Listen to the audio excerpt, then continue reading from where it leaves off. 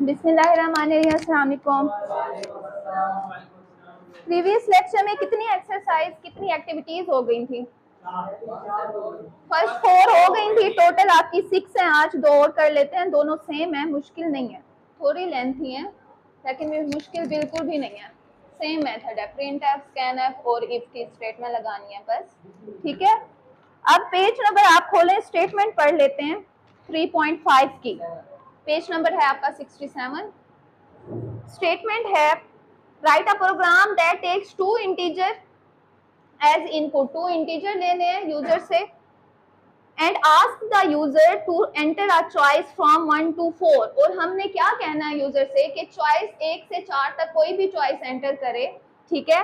The program should perform the operation according to the given table and display the result. ये जो इसने given table दी हुई है, पहली जो चॉइस है उसकी क्या है, पहली चॉइस में कौन सा ऑपरेशन परफॉर्म करना है, एडिशन का। दूसरी चॉइस में कौन सा, सब्ट्रैक्शन का। तीसरी पे मल्टीप्लिकेशन, 4 पे डिवीजन, ठीक है। जो भी यूजर चॉइस एंटर करेगा उसी को वो ऑपरेशन परफॉर्म कर देगा। अगर उसने 2 चॉइस एंटर किया तो कौन सा ऑपरेशन परफॉर्म होगा, सब्ट्रैक्शन का।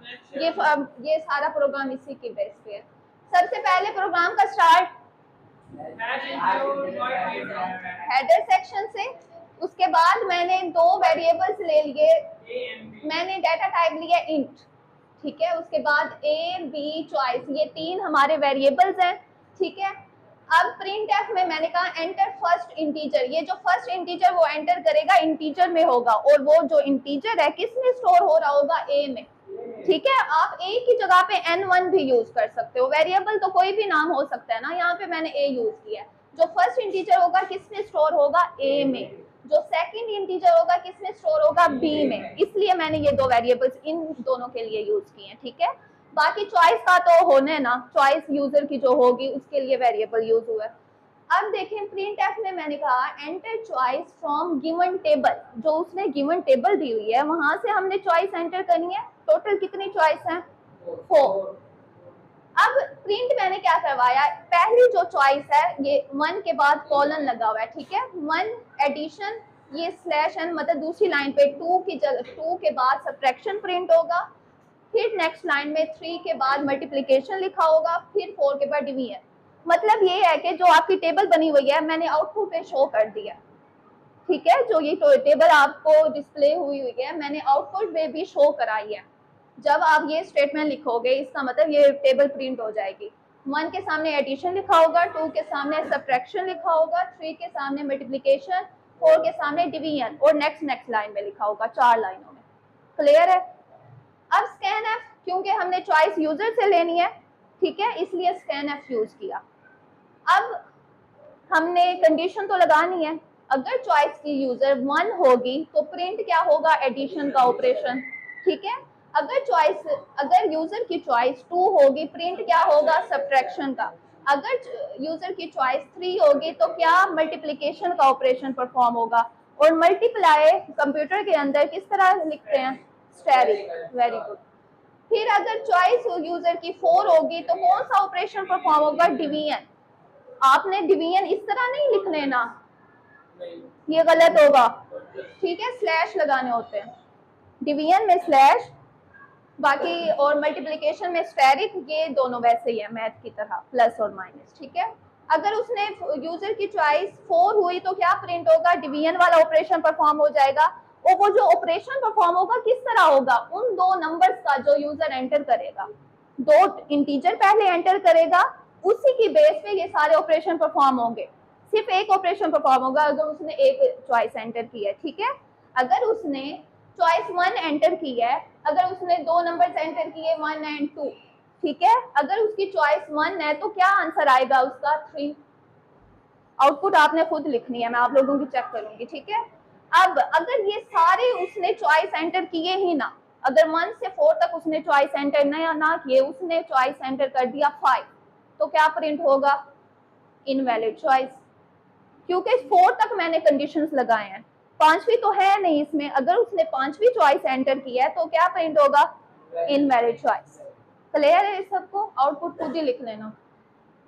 अब आते हैं 3.6 पे, जो कि लास्ट एक्टिविटी है। Write a program that finds and display area of a triangle, area of a parallelogram, area of a rhombus and area of a trapezium. 4 हमने एरिया फाइंड करने हैं, कोई एक, वो भी चॉइस की यूजर पे. लास्ट लाइन उसने लिखा हुआ है according to the choice of user, user की चॉइस पे हमने कोई भी एरिया फाइंड करना है. ठीक है, अब प्रोग्राम स्टार्ट करते हैं. ये एक जो चॉइस है ट्रेपेजियम का, वो मैंने लिखा नहीं है, बस मैं उसका फॉर्मूला बता दूंगी. ठीक है, आपने जैसे ही आपको ये समझ आएगी आप ट्रेपेजियम का भी कर लोगे. स्टार्ट देखो, ये तो पता है हेडर सेक्शन हो गया. उसके बाद फ्लोट मैंने यूज किया. फ्लोट क्यों यूज किया? हाँ जी, क्योंकि ये सारी वैल्यूज जो लेंथ है, लेंथ के बाद कॉमा आता है, लेंथ, विड्थ और बेस 1, बेस 2, हाइट, ये सारे वेरिएबल्स हमारे पॉइंट में आ सकते हैं जो इनकी वैल्यूज है. उसके बाद इंट चॉइस. अब मैंने चॉइस के साथ क्यों इंट यूज किया? क्योंकि चॉइस जो 1 2 3 होगी ना, तो ये क्या है, 1 2 3 इंटीजर है, तो उसके लिए डाटा टाइप क्या होगा, इंट. प्रिंटफ में select option to calculate area, कोई भी वो ऑप्शन सिलेक्ट करेगा कैलकुलेट एरिया के लिए. ठीक है, प्रिंटफ में ये बिल्कुल सेम वैसे, ये जो मैंने स्टेटमेंट लगाई है ये टेबल प्रिंट कराने के लिए, क्योंकि एक ट्रायंगल था, पैरेललोग्राम था, रोम्बस था और ट्रेपेजियम था, इसलिए मैंने एक लाइन में प्रिंट करा दिया. और हर लाइन पे ये स्लैश एन लगाया ताकि नेक्स्ट लाइन में प्रिंट हो. पहली लाइन पे ट्रायंगल, दूसरी लाइन पे पैरेललोग्राम, तीसरी लाइन पे रोम्बस, चौथी लाइन में ट्रेपेजियम लिखा होगा. ठीक है, अब देखें बिल्कुल सेम उसी की तरह है. यहाँ पे चॉइस 1 था, यहाँ पे भी अगर यूजर ने चॉइस 1 एंटर की तो क्या प्रिंट होना चाहिए, एरिया लेंथ ट्रायंगल का. पहली जो चॉइस है उसके लिए हम एरिया किसका फाइंड करना है, ट्रायंगल का. ठीक है, स्कैन एफ यूजर से लेने के लिए प्रिंट एफ एंटर विड्थ, क्योंकि हमारी जो ट्रायंगल है उसमें एक लेंथ होती है, दूसरी विड्थ होती है, ये फार्मूले में होते हैं. इसका फार्मूला ये है, इसका फार्मूला आप मेन चीज है ये नोट कर लें, area is equal to 0.5 asterisk length asterisk width. ये किसका फार्मूला है, कौन से, ट्रायंगल के एरिया का. उसके बाद area of a triangle print हो जाएगा. अगर यूजर ने चॉइस 2 एंटर की फिर क्या होगा, पैरेललोग्राम के लिए चॉइस होगी और ये स्कैन एफ यूजर के लिए एंटर विड्थ. और जो पैरेललोग्राम है इसमें भी दो चीजें होती हैं, एक तो लेंथ होती है, दूसरी विड्थ, बट इसमें 0.5 नहीं होता. 0.5 का क्या मतलब है, 1/2. 1/2 भी आप लगा सकते हो, मैंने डायरेक्ट 0.5 लिखा है. ठीक है, अब एरिया वो पैरेललोग्राम का फार्मूला ये है, area is equal to length multiply by width. ठीक है, ये फार्मूलाज आप लोग 4 याद कर लें, आपका हो जाएगा ये प्रोग्राम. ठीक है, उसके बाद देखें एरिया ऑफ पैरेललोग्राम प्रिंट हो जाएगा. ठीक है, एरिया प्रिंट होगा पैरेललोग्राम का, जैसे ही फार्मूला अप्लाई होगा पैरेललोग्राम प्रिंट हो जाएगा. अब तीसरी चीज देखें, जब अगर यूजर ने चॉइस 3 एंटर की रोम्बस के लिए होगी. ठीक है, रोम्बस का की शेप इस तरह होती है. ठीक है, और इसकी जो लेंथ होती है इस तरह फाइंड होती है, एक ये वाली लेंथ फाइंड होती है, एक ये वाली होती है. इसको आप D1 कह लें, इसको आप D2 कह लें, कोई भी नाम दे दें, बट जो एरिया फाइंड होता है रोम्बस का ये वाला होता है और ये वाला होता है. ठीक है, ये चीज आपने याद कर रखनी है. इसका फार्मूला देख लें, मैंने फार्मूला इसका ये वाला है, 0.5 मल्टीप्लाई लेंथ मल्टीप्लाई विड्थ. ये किसका फार्मूला है, रोम्बस का. ठीक है, इसके अलावा जो ट्रेपेजियम है इसका मैं आप लोगों को फार्मूला बता देती हूँ, बाकी आप खुद ही कर लेना. ट्रेपेजियम का फार्मूला होता है area is equal to 0.5 asterisk base 1 asterisk base 2 asterisk, आगे हो जाएगी आपकी हाइट.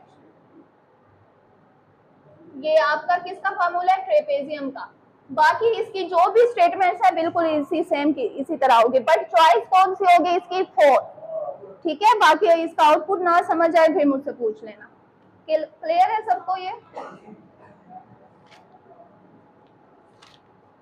कोई सवाल है तो कर लें.